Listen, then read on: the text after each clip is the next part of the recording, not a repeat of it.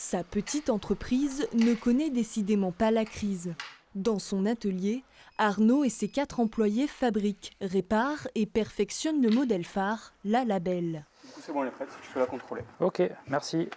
C'est ce genre de petit réglage que je fais régulièrement pour que ça parte vraiment super bien réglé chez les revendeurs. Lancée en 2017, la trottinette électrique est composée à 55% de matériaux français. Par exemple le bois qui la compose, c'est du hêtre, c'est un bois qui pousse dans les Vosges, qui est un bois imputrescible et qui est retraité en Vendée. Donc c'est une pièce qu'on achète en France. Il y a eu des choix qui ont été faits par rapport à l'objectif du produit qui se devait d'être un matériau haut de gamme, de qualité et qui utilisait des matériaux nobles. Voilà pourquoi on a mis du bois de hêtre, du cuir, des éléments qu'on trouve très facilement en Europe et qu'on n'a pas besoin de sourcer en Asie. Depuis la fin du premier confinement, les ventes de ce modèle ont augmenté de 50%.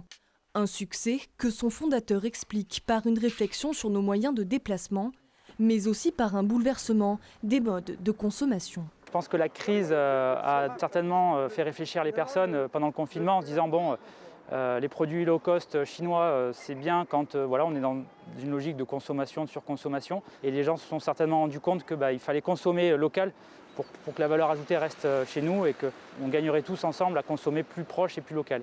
J'ai grandi dans cette ville, je suis fier de ma ville, j'avais envie de créer cette entreprise ici après avoir pas mal voyagé. On génère des emplois un petit peu partout dans la région, on dirait. Le boom de la trottinette électrique n'est pas près de s'arrêter. En 2019, plus de 400 000 produits se sont vendus en France, soit une hausse de 105%. Attendu, les chiffres de 2020 devraient battre tous les records.